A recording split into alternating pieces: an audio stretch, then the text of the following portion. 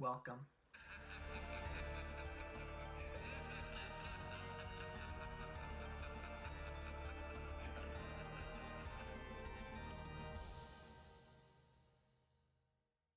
The Conjuring, The Devil Made Me Do It was released in 2021 and was directed by Michael Chaves.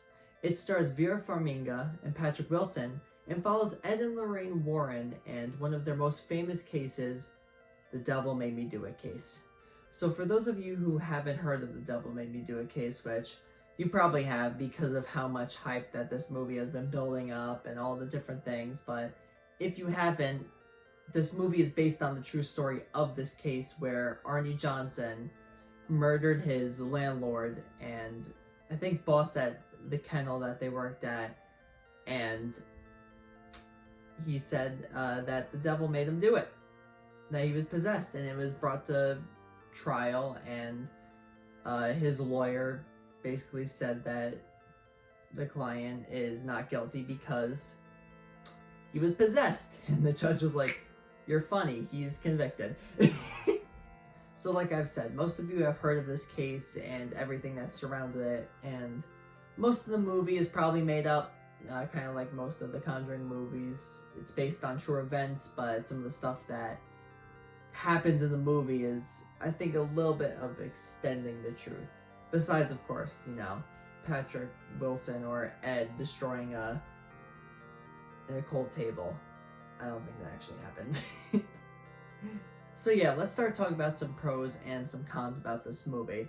So right off the bat, Patrick Wilson and Vera Farmiga are fantastic as Ed and Lorraine Warren. Their acting is phenomenal. I have no problems with their performances. I think the performances throughout the movie were very good. Arnie Johnson was portrayed great. His girlfriend Debbie, amazing. Debbie's brother David, great. I mean, there was no really super weak performance besides one cop character, but I could let it slide. He wasn't that bad.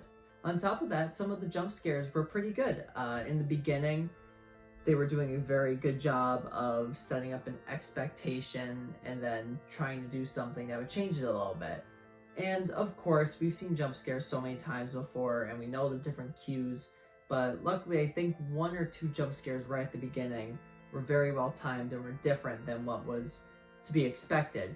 Now, as the movie went on, they started repeating that formula that they laid out in the beginning.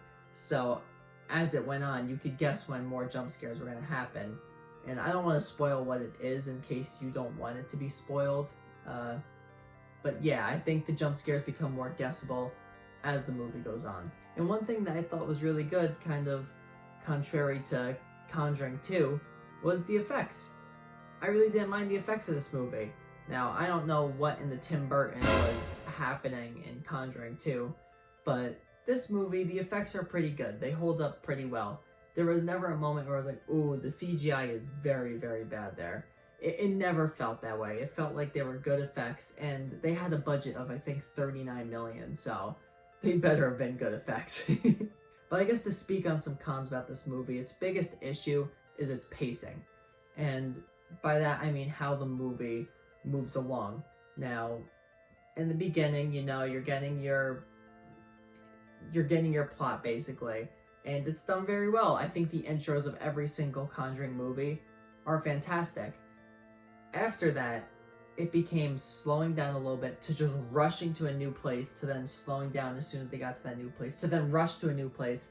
There was never really a moment for the audience to get a grasp of what was fully happening, because it would rush as they were going to a new place to then slow all the way down in this area that they're in. And it really, really throws off the beginning and middle part of the movie. The ending is done pretty well. It really doesn't need to rush itself as soon as it gets to that point.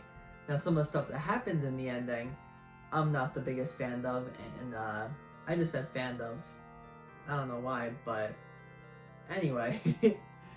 They repeat something that happens to Ed in Conjuring 2, which I automatically said to my friend as I was watching it. But it's not a bad movie. I personally didn't draw too many errors with it, and I think the Conjuring movies in general are very well made. Now, I was surprised that Michael Chaves did as good as a job as he did, since he did The Curse of La Llorona, which I really hate. I think that's a terrible, terrible movie. I think he made a lot of strides in the right direction with this movie.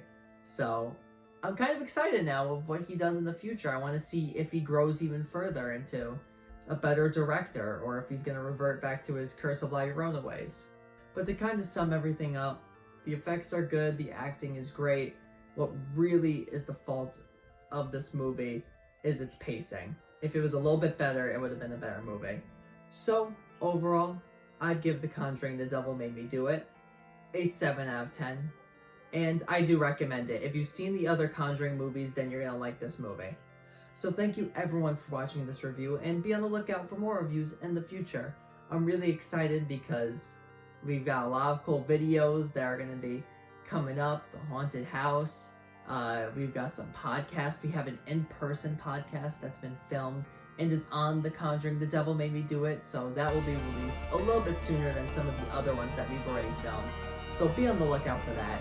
But let's flash forward to the next review.